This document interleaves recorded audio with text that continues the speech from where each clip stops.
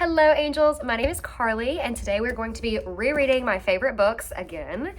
And we are starting with In the Dream House by Carmen Machado today. This book is very near and dear to my heart.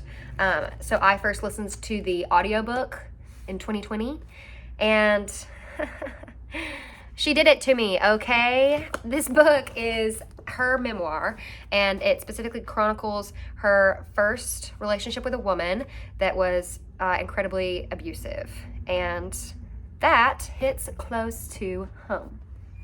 So this was like really just found me at a time I needed it, and I listened to the audiobook that time, so this is my first time having a physical copy of the book. Oh my gosh, I can't wait to get into it. On top of the fact that it's chronicling that relationship, she's telling these stories through different devices having to do with, and concepts having to do with haunted houses and like spooky go bumps in the night, you know? So we have Dream House as undead, Dream House as sanctuary. By using all of these different devices, she gives a much fuller portrait of what the relationship was like. You hear stories of the good times and the bad times, and you really get to understand why she was staying and why she didn't realize that anything was necessarily wrong, because this was a woman, it wasn't a man doing this to her. It just looks different. And yeah, and especially it being your first lesbian relationship, you're like, oh, girls are just different. Being in a relationship with women is just different than being in a relationship with men. And it's very easy to twist that into being like, yeah, we're just really emotional and like really sensitive, and so we can treat each other like horrifically, heavy on the horror. So yeah, this book is just, I mean, I think it's a prolific way to write a book, and I think a lot of the conclusions she came to in this book were very profound, and they were very profound for me. They were things I needed to hear, especially at this time of my life. So let's get into it.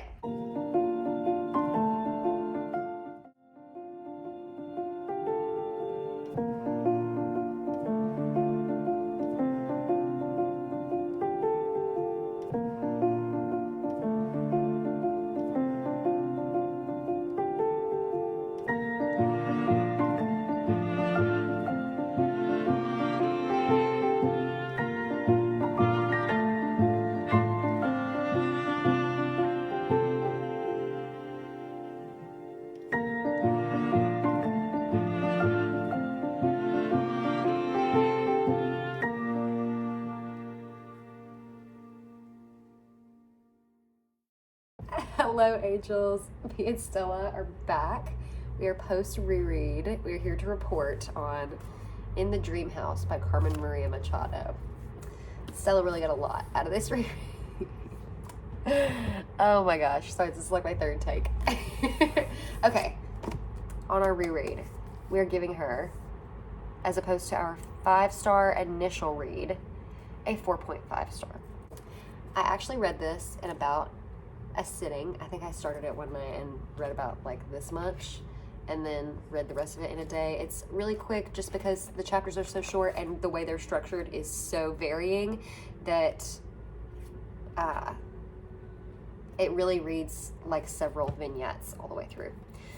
I have decided that I feel like the reason that this got a 4.5 stars out of me this time is because of the subject matter. That was really what was so powerful to me the first time I read it, and the realizations that she's making throughout this book, I had had similar experiences and had not made those realizations yet at the point of the time that I read this, and so I was really with her for this. This is like rip my soul out. I actually don't even understand how I emotionally was able to deal with listening to this as an audiobook.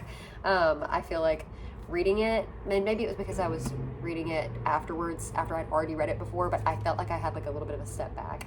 But especially because this was so personal to me, listening to it in what I know were like headphones, and I was having to be confronted with very difficult truths at that time by this book. And those truths were very important to my growth as a person and the trajectory that I have had now. If I had not learned those lessons, I would not be the person I am today.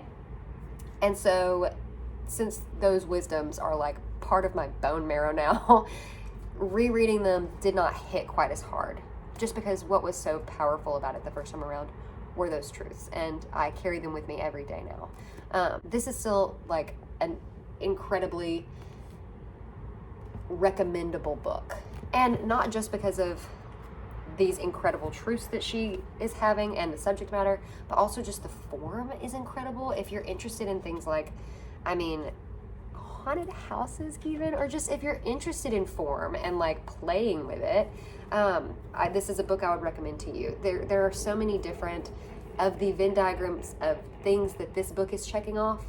There's like 80 million of those circles.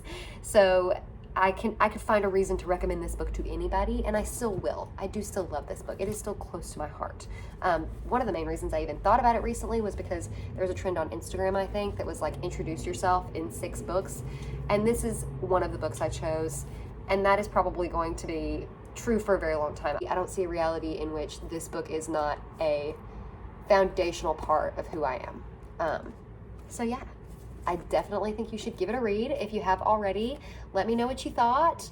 And I'd love to hear anybody else's experiences with this book, if you've reread it as well and had such a different experience on the reread. But yeah, thank you for watching.